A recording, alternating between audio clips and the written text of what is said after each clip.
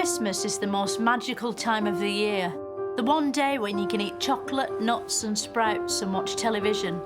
Apart from all the other days you can do that. Whether you're a Christian or a Jew, a Muslim or a Hindu, a Jedi or a Womble, Christmas is everywhere. On television, in the high street, even in normally sacred places like churches. Christmas is such a big deal that even Richard Dawkins probably does it. And he thinks God's a twat who isn't even there. But what is Christmas anyway? Do we still need it in 2016? I'm going on a journey right up Christmas to discover whether the true meaning of Christmas has any meaning today, or whether that meaning snapped off somewhere along the way, leaving it meaningless, whatever that means. I'll be talking to experts about every single Christmas that's ever happened, as well as finding out where Christmas traditions and giant tubes of Jaffa cakes come from. How do they make chickens into turkeys? Turkey and chicken are two separate birds. You're joking me? No. So join me, Philomena Cunk, as I step into Christmas and back out again.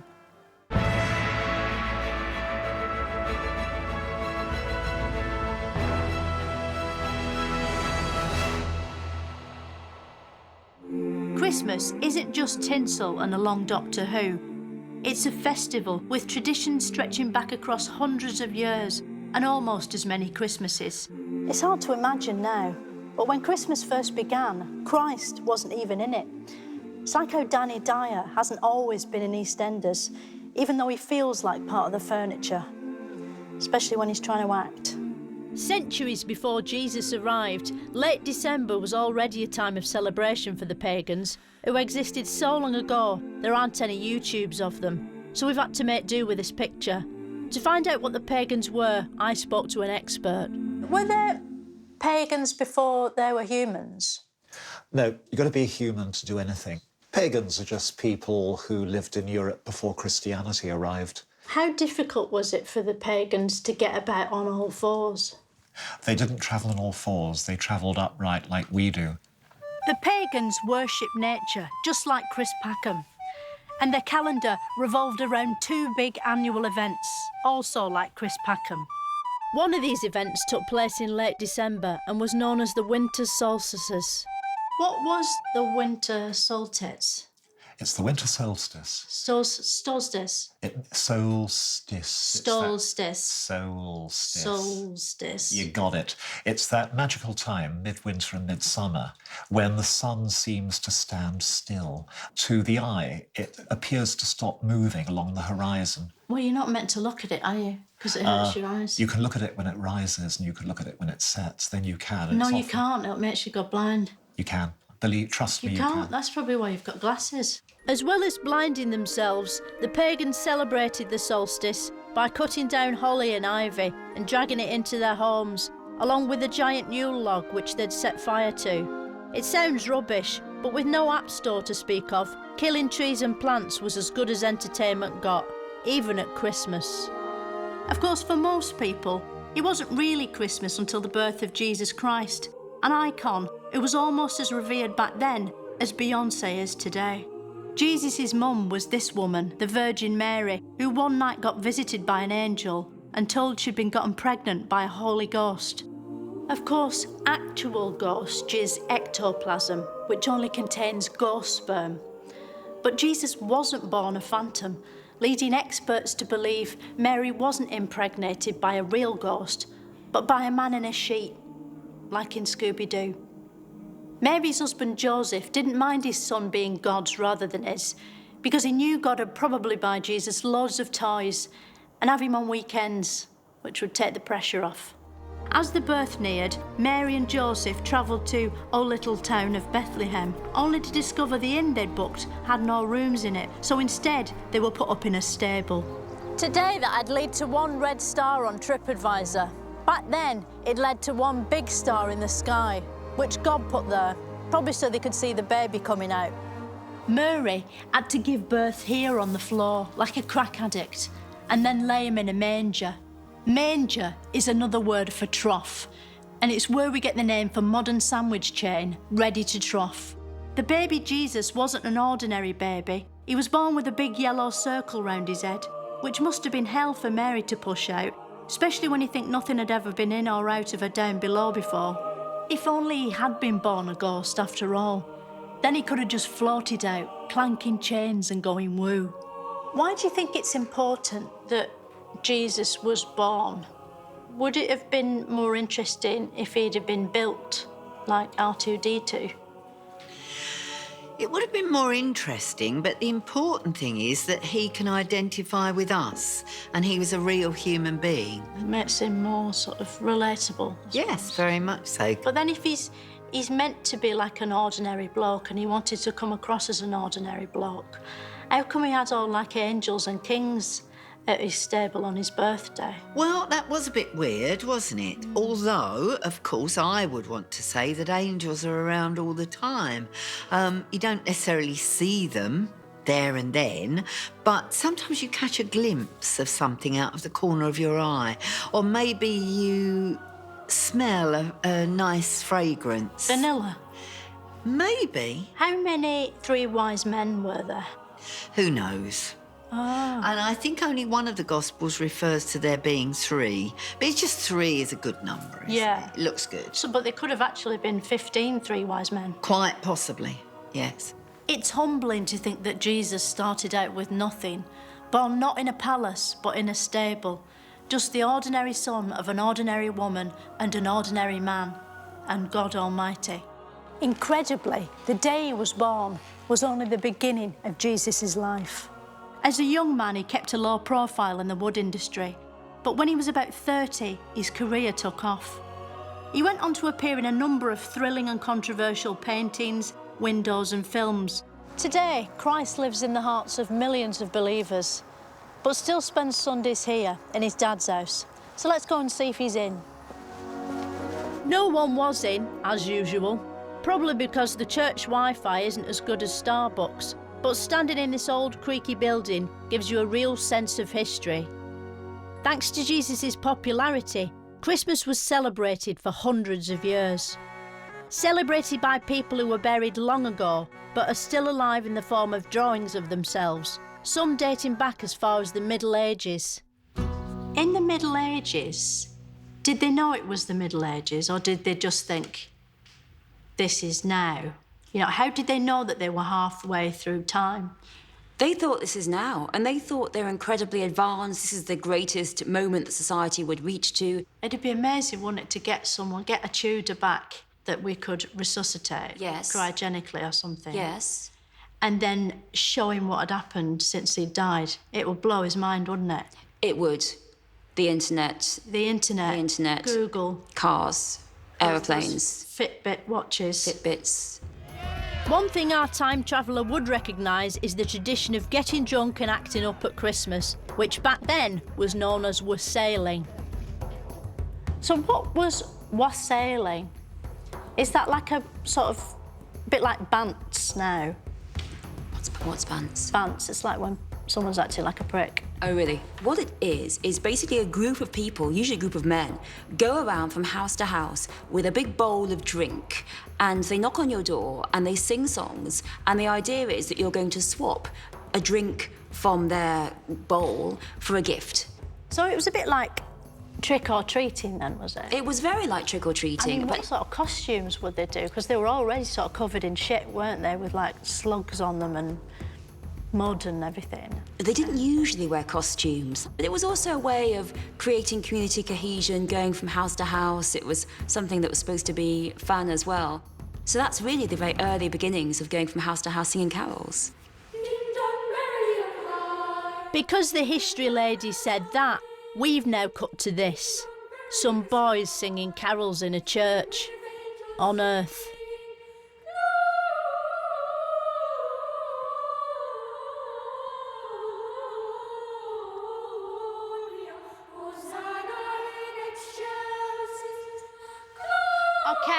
Okay, I get it, yeah, thanks.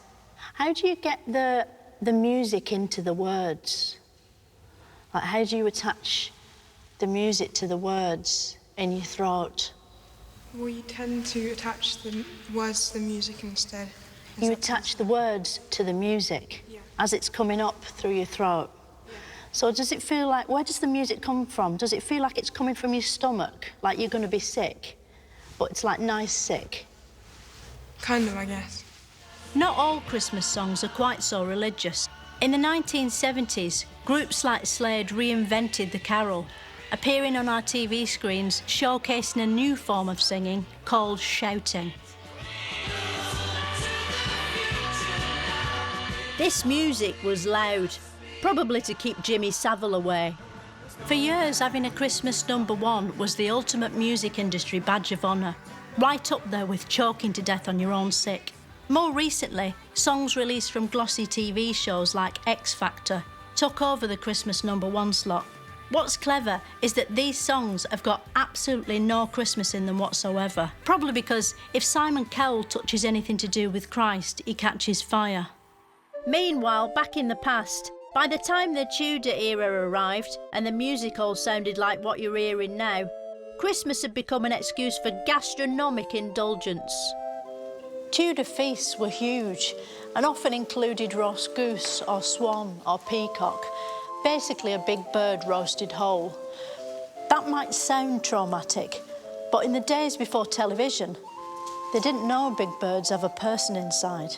To find out more about Tudor eating habits, I spoke to food expert Jay Rayner. So what sort of things did Tudor people eat at Christmas? They ate things like peacock, didn't they? What goes with peacock? What kind of gravy? There is evidence that they ate, very exotic things, but only that would have been the very, very richest people. I suppose the best thing about them as well is that tail, and that's not going to taste of anything, is it? No, that's purely for display. Yeah. A Tudor Christmas, then, they'd have peacock, like you say. No, I think like you said. The royals had peacock. I don't know how much peacock was eaten in Tudor days, I'll be honest. How did that affect their bowels, what comes out of their back holes? I don't know. I suppose if they were eating too much, it would have caused certain bowel issues. I suppose meat, lots of meats. Lots of meat compacted together. Can compact, yes. And make sort of big hard stools. It would have been uncomfortable, I imagine, but I'm only guessing. Let's see, that would have been the first bit that I'd gone to if I was a food expert.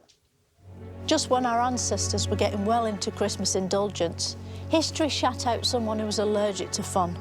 Oliver Cromwell, King of the Puritans. Cromwell was a member of Parliament who wouldn't wear smart clothes and never smiled, a bit like Jeremy Corbyn. And just like Corbyn, he wanted to change the country, but instead of sitting down on a train, he got off his arse and did something about it by starting a civil war. Civil war is like a real war, but not abroad, so it's cheaper. And that meant ordinary people could start one, not just kings. The English Civil War divided the country down the middle, like a sort of tooled-up Brexit. Cromwell won and cut the king's head off, which meant he couldn't be king anymore, even if everyone changed their minds. Now the British public had taken back control. No longer did they have to do whatever the king said. Instead, they were free to do whatever Cromwell said. It turned out Cromwell hated all the things kings like feasting and burping and music and throwing chicken legs over his shoulder and laughing. And that was just the tip of the turnip, because in 1647, Cromwell banned Christmas. According to the Puritans, Christians shouldn't celebrate Christmas because it's not in the Bible. Instead, they should be inside a church, which isn't in the Bible, reading the Bible, which isn't in the Bible. The ban on Christmas continued until after Cromwell's death, but by 1660, we'd found a new king up a tree. The new king even had a head, although it looked a bit like it belonged to Boise of Only Fools and Horses. And now the monarch was back and the Puritans had buggered off, Christmas was free to become more festive and less religious. For years, Jesus H. Christmas was the #1 face of the festive period, very much the Captain Birdseye of Christmas Day.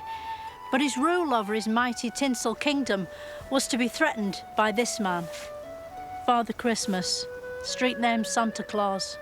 Like Jesus, Father Christmas is used as a bribe to make children behave, although in his case the prize isn't eternal salvation, but presents.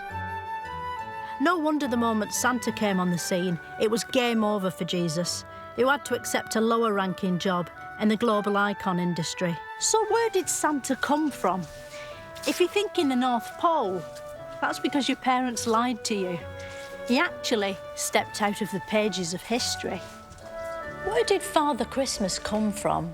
Well, Father Christmas comes from St. Nicholas, and he is a 4th century Greek saint and bishop, and he was very renowned for giving presents to the poor, and particularly he gave presents to these 3 girls.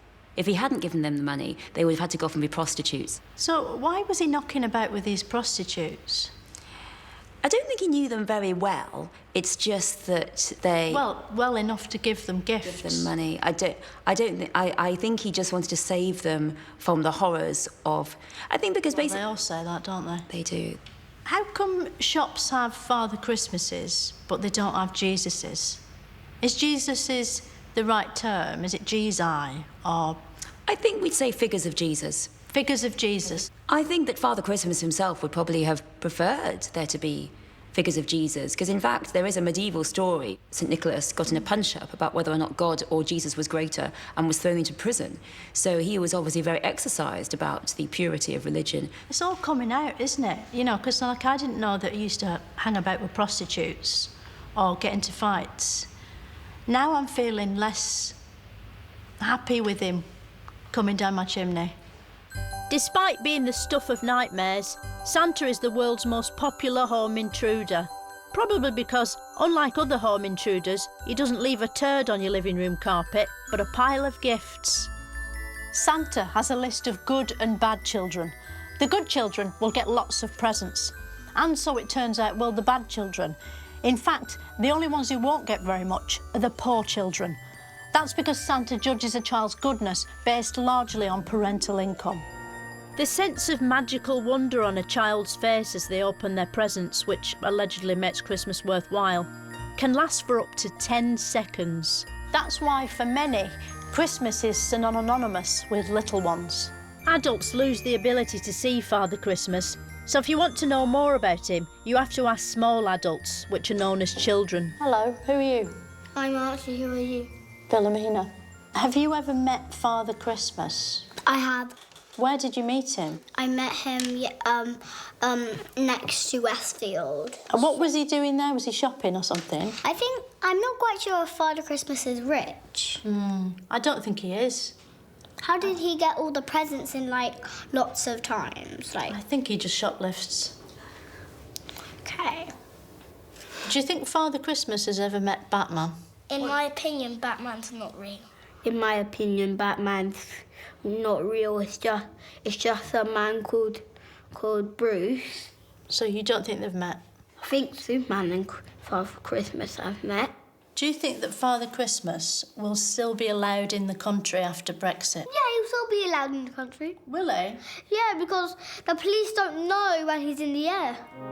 Like David Bowie, Santa experimented with many different looks, finally settling on the familiar fat jolly laughing man look in the late 1800s. The Queen Victorians were batshit for Christmas and popularised many of the traditions we still do for no good reason today. For instance, Queen Victoria's husband, Prince Albert, did what his fellow Germans had been doing for years and had a tree installed in his lounge. Albert's tree would remain the most heavily decorated piece of wood to grace Buckingham Palace until the day Roger Moore was knighted. The Christmas tree is still the centrepiece of most festive decorations. It's covered in lights, chocolates and baubles, which is what circles are called at Christmas. There are also these characteristic vines from the most festive plant on earth, tinsel. Tinsel became a decoration because you can't do anything else with it. It's horrible in salads and won't boil down for soup. For years, the best Christmas decoration was the Blue Peter Advent crown, which took a load of coat hangers and tinsel and cleverly transformed them into a load of tinsel round some coat hangers. Now you'll see how it all fits together. Today, some people choose to turn the outside of their homes into a giant Advent crown. A jolly house covered in electric lights may be expensive and use a lot of power, but it's the perfect way to cheer up a world worried about climate change and dwindling resources. Of course, in Queen Victorian times, only the super rich had fancy decorations. Ordinary poor people had to celebrate Christmas by coughing and counting their surviving offspring. Life in Queen Victorian times was hard. The streets were full of urchins and rippers, and there was so much poverty that people used to go to prison just to get some bread. But there was one man who cared. The greatest Prime Minister Britain ever had, Sir Charles Dickens. Charles Dickens wanted people to be generous to those in greater need, like the poor, the homeless, or the dead. So he wrote something called A Christmas Carol, which was something called a book. As seen in this powerful and evocative adaptation, A Christmas Carol is about Ebenezer Scrooge, a character almost as fully realised as Disney's superior Scrooge McDuck. Unlike Scrooge McDuck, he's human, and unlike most humans, he hates Christmas. But then, in a terrifying development, he starts getting visited by ghosts, like his house is built on some sort of Indian burial ground. The ghosts take him forward and backwards in time to see different Christmases, like that thing on Facebook that shows you old haircuts and people you don't talk to anymore. One ghost shows him the future, but it's only by a year, so it's still a Victorian future. As it is, he sees a future in which everyone's delighted he's dead. This convinces him that Christmas is actually brilliant, which, to be honest, the ghost could have done by giving him a chocolate orange. Nobody can argue with that. After the Victorian era, goodwill to all men caught on so much that it was almost 12 whole years before everyone on the planet decided to kill each other in the mud. Although it was scheduled to be over by Christmas, the war with Germany lasted 4 years. Mechanised conflict is the most horrifying legacy of the 20th century, as anyone who's seen Robot Wars will agree. But at Christmas 1914, there was a brief ceasefire. The fighting stopped. Soldiers got out of their holes and joined together in a place called No Man's Land, showing that even at moments of peace, men will still divide into two sides and try to beat one another. The Great War claimed over 17 million lives, making it the worst incident of football-related violence of all time. After the First World War, Christmas spirit once again reigned supreme, until the Second World War. We don't know if Christmas happened during Second War too, because there simply aren't any records. But there's no footage of Hitler or Churchill in Santa hats either, so it's safe to assume it was parked while they twatted each other. Once Hitler had defeated the Nazis by blowing his own brains out, Christmas returned with a bang, and a second period of food-loving indulgence dawned. The modern Christmas dinner soon became an important cultural cornerstone of both society and gravy adverts. Mum made the gravy. Could you talk me through what makes a perfect Christmas dinner? Once you've got the right people around the table, you need a light starter. If you give people too much to, which is Not really prawn cocktails. well, I don't know. If a good prawn cocktail's a lovely thing. I don't like prawns. Do you know? No, they're bottom feeders. Okay, I tend to do platters of charcuterie, salami and ham and maybe some pickles and things for people to pick at. Yeah. You wouldn't have that? No? Okay. And then you come to the main event. So maybe a 3-bird roast or a roast goose, bread sauce gravy. I don't understand bread sauce. It's a great way of making a really savoury sauce. Bread and sauce are two completely different things, aren't they? Well, they are, but you can grind the bread down and then cook it in milk to make a really good sauce. It just looks like sort of jizz.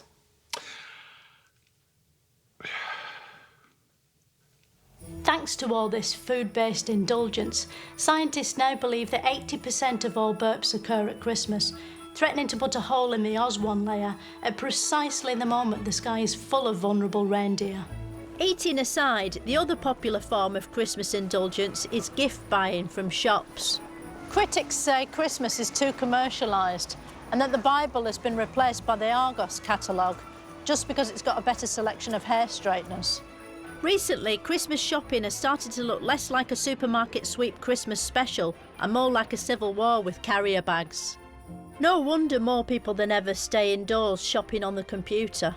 So is Christmas all just about buying stuff these days? How much money gets made at Christmas? Altogether, I'm sure we spend hundreds of millions of pounds at Christmas. And how big a cut does the church get? The church doesn't get anything. They don't get anything? No.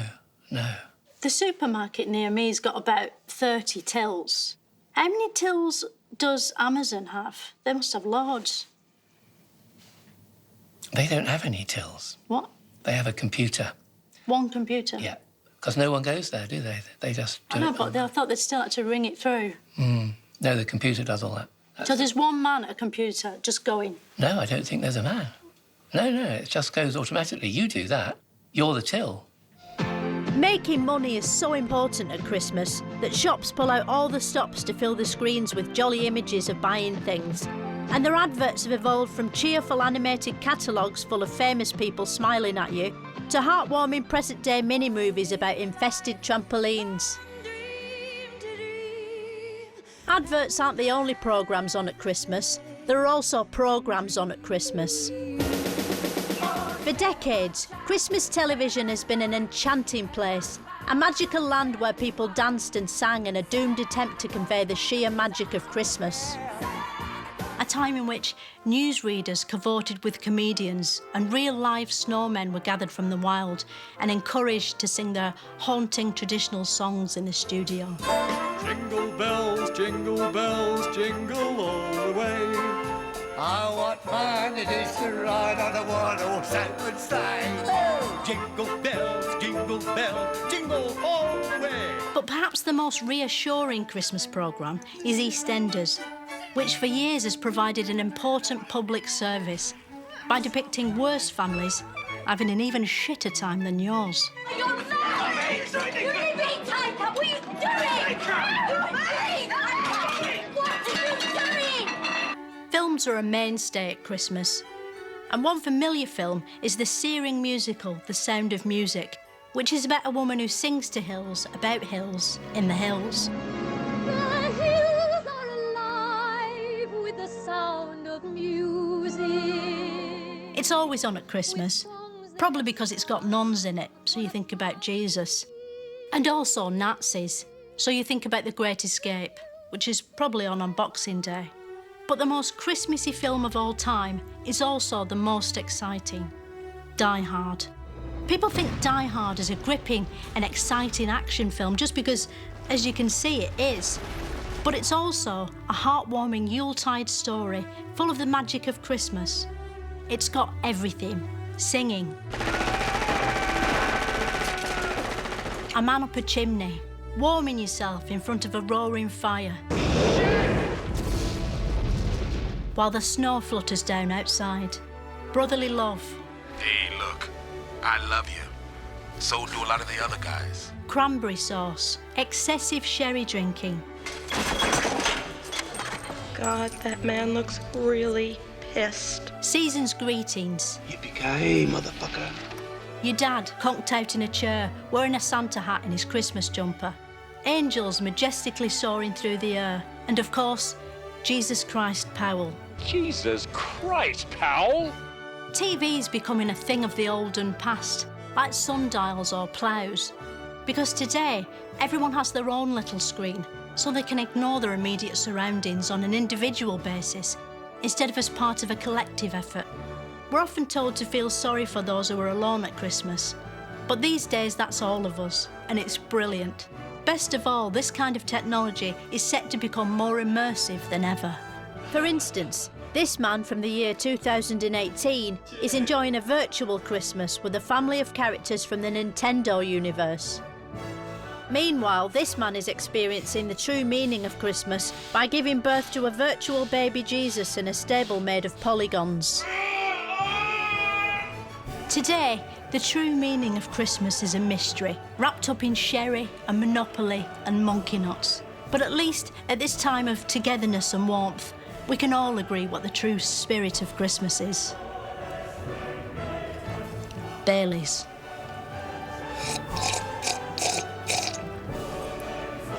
Merry Christmas and a very new year. If you like her style, Cunk on Shakespeare is available to buy, download and keep through BBC Store. More comedy follows here on BBC Two. We've Stand Up from the SSE Hydro in Glasgow. Kevin Bridges, A Whole Different Story, next.